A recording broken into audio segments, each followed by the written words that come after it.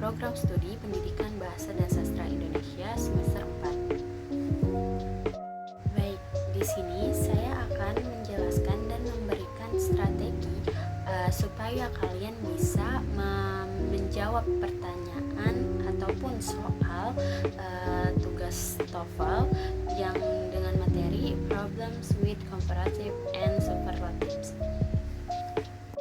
Oke, yang pertama saya akan menjelaskan langkah-langkah ataupun strategi supaya kalian bisa menjawab soal dengan baik dan benar.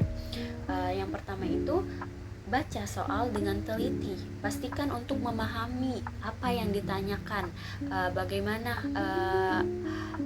soal itu, dan temukan kata kunci agar menunjukkan perbandingan ataupun superlatif di dalam kalimat soal tersebut. Yang kedua, identifikasi kata sifat. Temukan kata sifat yang dalam kalimat itu tuh perlu dibandingkan, apakah kata sifat tersebut reguler ataupun tidak reguler. Yang ketiga, tentukan bentuk yang tepat. Untuk kata sifat reguler gunakan akhiran R untuk perbandingan dan S untuk superlatifnya. Untuk kata sifat tidak reguler, hafalkan bentuk yang benar, misalnya good atau better, bad untuk worse.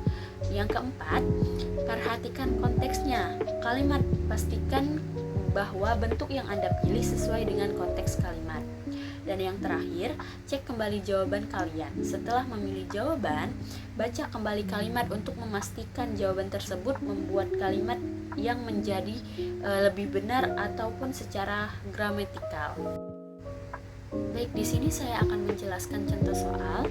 Soal yang pertama itu, this is book interesting than the one I read last week.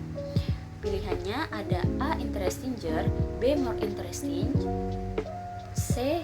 Most interesting. Kita akan membedah satu persatu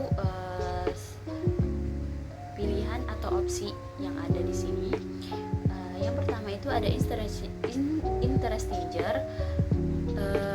Karena interesting adalah kata sifat yang lebih dari satu suku kata dan tidak ditambahkan R, maka jawaban A itu salah. Yang B, more interesting.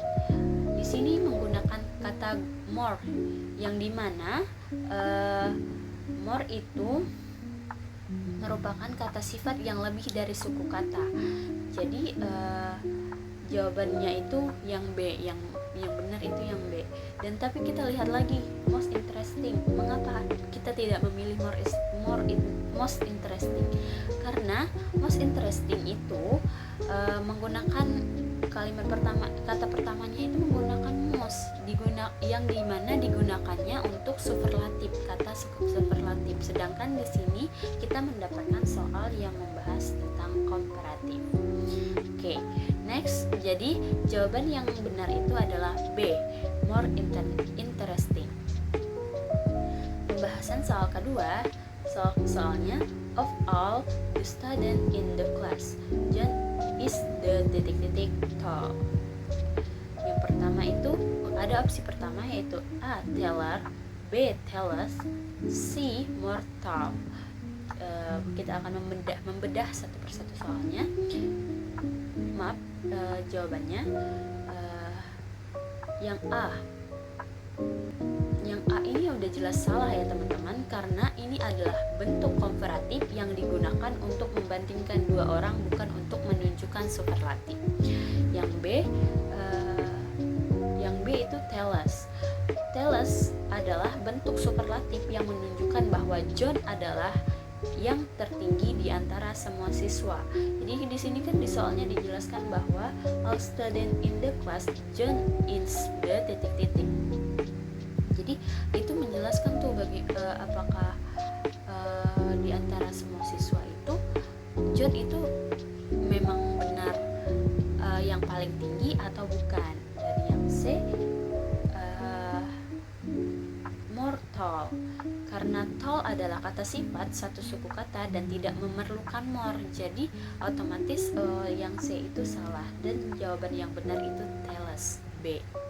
Ada soal yang ketiga, this puzzle is ... and the last one. Yang A itu itu ada difficult, yang B more difficult, yang C difficulter. Di sini difficult itu memiliki lebih dari suku kata sehingga kita harus menggunakan verb yang dimana itu more untuk perbandingannya. Jadi otomatis kita mendapatkan jawaban yaitu more difficult. Yang keempat, soal yang keempat, he is ... than his brother. Opsi pertama itu ada tall, opsi kedua ada taller, opsi ketiga ada taller. Tall adalah kata sifat satu suku kata sehingga kita menambahkan er untuk perbandingan. Jadi yang dimana kita mendapatkan jawabannya itu yang B, itu taller. Baik, selanjutnya soal yang kelima ada this is the ... movie I have ever seen.